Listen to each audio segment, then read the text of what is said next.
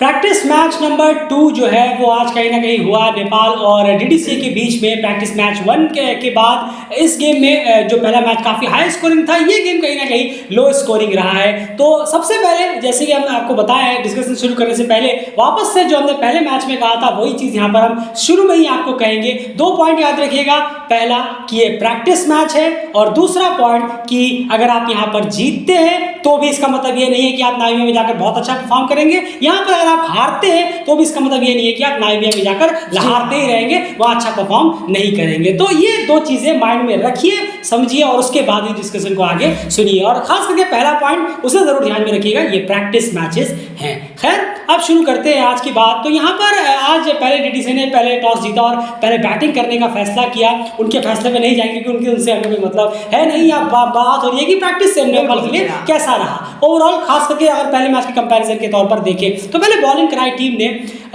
156 run में मेरे ख्याल से पूरी डीडीसी टीम को इन्होंने ऑल आउट कर दिया। नेपाल ने 158 रन में पूरी टीम को ऑल आउट कर दिया। 41 ओवर के आसपास टीम ऑल आउट हो गई। बॉलर्स में अगर हम बात करें तो बॉलर्स का परफॉर्मेंस कैसा रहा, और सबसे इंपॉर्टेंट बात कि यहाँ पर बॉलर्स ने अच्छी बॉलिंग कराई है या फिर आप कहेंगे कि बैट्समैन ने खुद विकेट थ्रो किए हैं। खास करके हाईएस्ट विकेट टेकर जो रहे हैं उनका एनालाइज अगर आप करने की कोशिश करें, क्योंकि वीडियो तो है नहीं, फिर भी आप जितना पढ़ पाए समझ पाए उस हिसाब से जरूर समझें। नहीं बिल्कुल, देखिए अब जरूर बॉलिंग तो जरूर अच्छी रही होगी, ऐसा नहीं है, टर्न जरूर मिला होगा यहाँ पर। और कितनी ज़्यादा आपने डिसिप्लिन बॉलिंग की है इससे साफ अंदाजा लगाया जा सकता है कि जो सागर ढक्कल ने जो मैक्सिमम विकेट जो लिए हैं वो बोल्ड है, 5-4 बिल्कुल। तो ये बहुत अच्छी बात है। ये एक लाइन और लेंथ आप कह सकते हैं कि आपने स्टंप टू स्टंप ज़्यादा रखी है बॉलिंग, ये साफ है। जितना यहाँ बॉलिंग फिगर से जो हमें देखने को मिल रहा है, 5 विकेट आपने निकाले, 5 लिया, 4 विकेट जिसमें कि बोल्ड है और 1 विकेट आपका कॉट है। तो बहुत अच्छी बॉलिंग रही है सागर ढक्कल की यहाँ पर। वहीं पर कुशल गुरतेल ने भी 2 विकेट निकाले, इकोनॉमिकल रहे हैं। उनकी बॉलिंग जहाँ तक है दोनों ही कॉट हुए।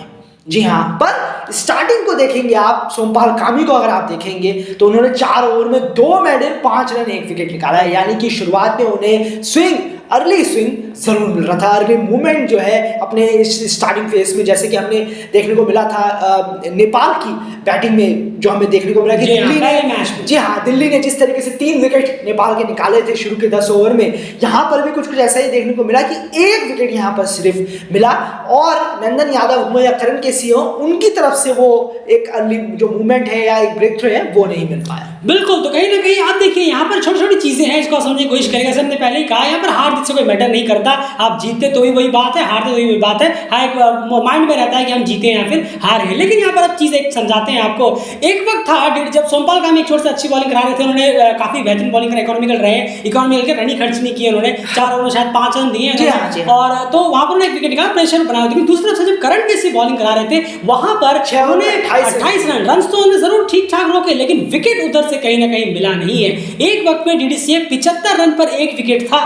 ये सिचुएशन एक वक्त में था डीडीसी की, अगर हम बात करें 75 रन पे 1 विकेट था। लेकिन यही दिक्कत है कि दूसरी तरफ से करण केसी जो है इस टाइम थोड़े से ऑफ जरूर चल रहे हैं। हमने बायलैटरल सीरीज में देखा, यूएई के खिलाफ भी दोनों मैचेस में उनको विकेट मिले नहीं, काफी रन के लिए भी वो गए, तीसरे मैच में रेस्ट दिया गया। अब यहाँ पर भी पहले मैच में रेस्ट में थे शायद, और इस मैच में नहीं, पहले मैच में शायद बॉलिंग कराई थी उन्होंने, और इस मैच में भी जब उन्हें खेलने का मौका मिला तो यहाँ पर उनके बॉलिंग से रन विकेट इतने निकल नहीं, इसका प्रेशर जो है वो दूसरे बॉलर पर पड़ रहा है और विकेट्स मिल नहीं रही है। क्योंकि एक बार डीडीसी 75 पे था, यानी अगर इस तरह से चीजें रहती हैं कि शुरुआत में अगर करण सोमपाल स्ट्राइक ना करे नाइमीबियन टूर के लिए तो कहीं ना कहीं दिक्कत हो जाएगी। दोनों को मिलकर यूनाइट तरीके से डेंट मारना होगा शुरू में ही, ताकि विकेट्स मिलकर जो सामने वाली टीम उनकी कवर टूट जाए। एक छोटी सी शिकायत जरूर है रोहित से, 41 ओवर करीब नेपाल ने बॉलिंग कराई है, तो डेफिनेटली जो आपके बॉलर जिनके गेंद से विकेट्स नहीं निकल रहे, थोड़े से ऑफ उस वक्त चल रहे हैं, उनको आपको पूरे ओवर कराने चाहिए थे। करण केसी की मैं यहाँ बात कर रहा हूँ, एंड ये एक चीज कहीं ना कहीं मिस आउट हो गई रोहित से। बिल्कुल, प्रैक्टिस मैच है, हम वापस से कहेंगे। नहीं जरूर, यहाँ पर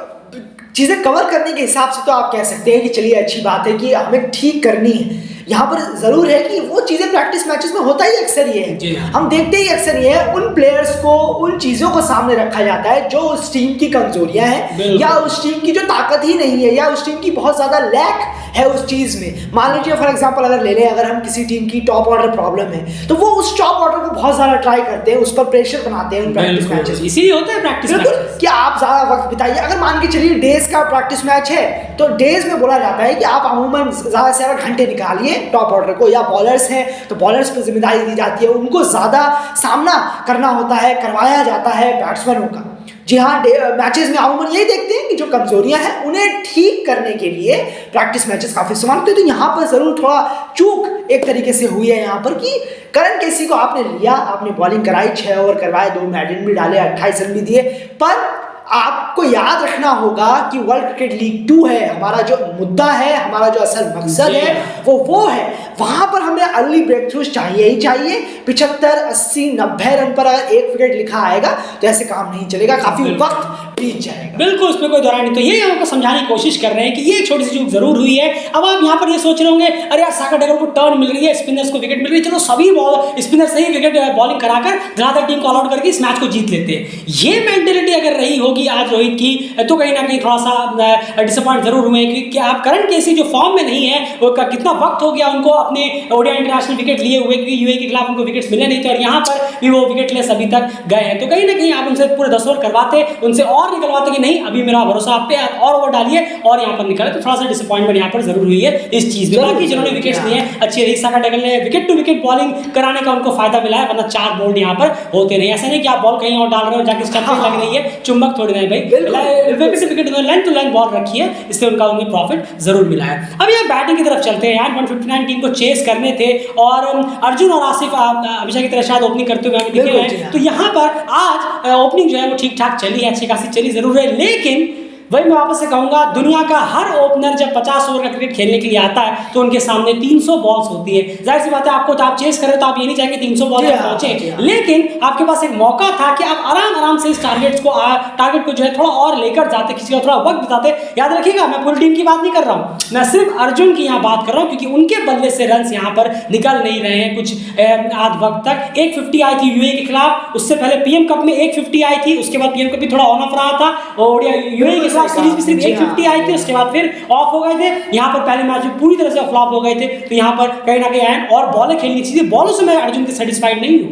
नहीं बिल्कुल, 27 बॉलों में 28 विकेट करे हैं उन्होंने, और जरूर है कि आपको अपना थोड़ा सा वक्त बिताना चाहिए पिच पर। आप नए हैं, यंग हैं, तो आप थकेंगे भी नहीं और प्रैक्टिस मैच में कोई प्रेशर नहीं होता बस, और नहीं तो क्या। और ओपनर्स के लिए जैसा आपने कहा कोई रीजन नहीं होता है कि आप क्यों नहीं गए, लेट तक क्यों नहीं गए, लेट तक आप खेले क्यों नहीं, क्योंकि भाई आपके पास तो रीजन है, आप सबसे पहली बॉल आप ही खेलेंगे, आपको देर तक रहना है, आपको लेट तक रहना। और ओपनर अगर ज़्यादा देर तक जाए तो इस टीम के लिए इससे अच्छा और क्या हो सकता है, क्योंकि वो हर चीज़ को, हर कंडीशन को पढ़ लेता है, हर बॉलर को पढ़ लेता है और रन रेट तेजी से ऊपर ही रखता है। पर यहाँ अर्जुन से वो चीज़ थोड़ी सी लैक नहीं, काफ़ी लैक हो रही है। जी हाँ, तो एक और मौका कहीं ना कहीं अर्जुन ने गवाया जरूर है। जी हाँ, मैं जितने उनसे आपसे एक्सपेक्टेशन काफ़ी ज़्यादा है, इसीलिए ये भी एक मौका आपने डिसअपॉइंट किया है। आपने भले 28 रन मारे हो, लेकिन बॉल्स देखकर डेफिनेटली बहुत डिसअपॉइंट हुए, खास करके आपकी हालिया रिसेंट फॉर्म देखकर यूएई सीरीज में और पीएम कप में भी, जो एक आध इनिंग को छोड़कर। आसिफ की बात करें, 30 पे 30 100 का स्ट्राइक रेट उनका रहा। आसिफ के बारे में ये कहेंगे थोड़ा लंबा जाता तो और बेहतर होता। उसके बाद ज्ञानेंद्र मल्ला की इनिंग यहाँ पर काफ़ी अच्छी खासी आई है यार। ज्ञानेंद्र मल्ला और रोहित पुड़ैल आप किस तरह से देख रहे हैं इनकी इनिंग को? प्रैक्टिस मैचेस है, लेकिन फिर भी एक इंपॉर्टेंट रोल प्ले किया है उन्होंने। नहीं जरूर, बिल्कुल। और ज्ञानेंद्र मल्ला का एक चीज़ जरूर है कि स्ट्राइक रेट आज बहुत अच्छा चल रहा है उनका। जी हाँ, अगर आप देखेंगे 56 बॉलों में 48 रन बनाए हैं, और अभी यूएई के खिलाफ उन्होंने रिसेंटली जो स्ट्राइक रेट खेली, अचानक से टीम का स्कोर तो कुछ था ही नहीं, 30-25 रन बन रहे थे टीम से 15-16 ओवर में, 15 ओवर में 30 पे बिल्कुल। और उसके बाद ज्ञानेंद्र मल्ला आए, उन्होंने अचानक से स्पीड बढ़ाया, टीम का रन रेट ऊपर किया। तो ये चीज़ शायद हमें देखने को मिल सकती है आने वाले वक्त पर कि वो स्ट्राइक रेट को बढ़ाने में ज़्यादा जा सकते हैं। तो ये अच्छी बात है कि अगर आप 60-65 रन कर रहे हैं तो आप स्ट्राइक रेट आपका 90-95 रहेगा, तो ऑब्वियसली है कि इससे टीम को बहुत बहुत फर्क पड़ेगा। टीम को एक एनर्जी मिलेगी मिडिल ऑर्डर में कि यार बहुत ओवर पड़े हैं, अभी विकेट भी बचे हुए हैं हमारे पास, तो क्यों ना हम बिग टारगेट लगाएं, या फिर जो बिग टारगेट है उसको चेज आसानी से कर सकें। तो ज्ञानेंद्र मल्ला ये चीज़ बहुत अच्छी कर रहे हैं। बिल्कुल। तो उसके बाद बात करें तो रोहित पुड़ैल जिन्होंने 24 रन किए, आरिफ जिन्होंने 15 रन किए और कुशल गुड़कल 11 रन पे नॉट आउट रहे, और उसके बाद ही बहुत आसानी से ये जो है 6 विकेट से इस मैच को जीत लिया गया। 29वें ओवर में कहीं ना कहीं नेपाल ने ये जो चेज है 158 का, इसे कंप्लीट कर लिया गया। यहाँ पर एक बात है, रोहित पुड़ैल 24 रन उन्होंने के बल्ले से भी निकले, पिछले मैच में शानदार सेंचुरी उन्होंने बनाई थी, तो इसमें कोई दरार नहीं है, वो एक अच्छे रिदम में ऑलरेडी है। ज्ञानेंद्र मल्ला अच्छे रिदम में है। जैसे मैंने पहले कहा, बैटिंग में अर्जुन के बारे में एक चीज जरूर यहाँ पर पॉइंट आउट है कि ओपनिंग में वापस से कहीं वो प्रॉब्लम स्टार्ट ना हो जाए। वापस क्या वो प्रॉब्लम थी ही, वो प्रॉब्लम तो थी, ऐसा ऐसा नहीं कि अर्जुन के आने के बाद प्रॉब्लम कहीं चली गई थी, वो प्रॉब्लम थी एक आध मैचेस को छोड़कर, केन्या टूर में एक आध मैचेस को छोड़कर वो प्रॉब्लम लगातार टीम के साथ बनी हुई थी और अभी भी कहीं ना कहीं वो चालू है। अर्जुन के पास एक मौका था कि वो यहाँ पर ज्यादा से ज्यादा बॉल्स खेलकर इस मैच को डीप तक खुद ही लेकर जाते तो बहुत ज्यादा बेहतर, कम से कम 70 बॉलें अगर आप खेलते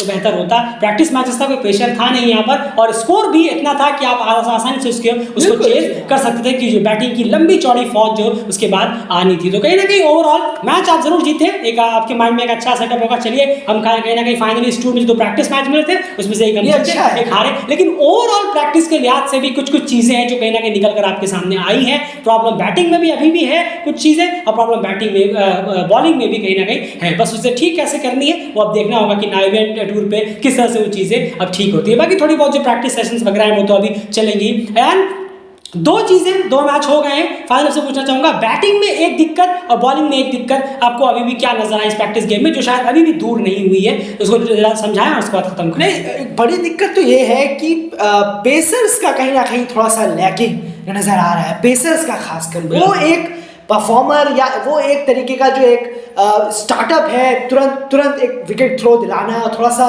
प्रेशर में लाना बॉलर, एक 2-3 का ग्रुप, वो नजर एक ग्रुप बॉलर्स का नजर नहीं आता। ये जरूर पेसर्स का ट्रायो कह सकते हैं। हाँ बिल्कुल, पेसर्स का ट्रायो आप कह सकते हैं, बिल्कुल सही कहा आपने। तो ये चीज थोड़ी लैग जरूर कर रही है। अच्छा है आपके पास स्पिनर है, आपके पास अच्छे विकेट लेने वाले 10 विकेट लेने वाले, बहुत इंपॉर्टेंट होता है आपके पास 10 विकेट लेने वाले बॉलर्स हैं, लेकिन एक ट्रायो, एक बहुत अच्छा एक ट्रायो वो यहाँ कहीं ना कहीं मिस हो रहा है, क्योंकि हमने देखा पहले प्रैक्टिस मैच में भी विकेट्स जो है सोमपाल कामी को 1 मिला, नंदन यादव को 2 मिले, पर रन्स काफी खर्च किए, लेकिन यहाँ करण केसी तो थे ही नहीं वहाँ पर, गुलचंद झा ने वहाँ उसमें नहीं थे, यहाँ पर करण केसी आए, उनके यहाँ से विकेट नहीं मिला, सोमपाल कामी अकेले रह गए, तीसरा पेसर का कुछ पता नहीं है, जो टीम में थे वो अब नहीं है। तो ये सब चीजें, एक चीज यहाँ जरूर है, पेसर्स वो रिदम या एक वो फोर्स, पहला माफ कीजिएगा, जो कहते नहीं है कि इस टीम की जो पहली ताकत बॉलर्स, जो पहली ताकत है बॉलर्स की, वो अब पेसर कहीं ना कहीं नहीं है। अब वो कहीं ना कहीं थोड़ा सा बैकअप स्पिनर या तीसरा चौथा स्पिनर आएगा,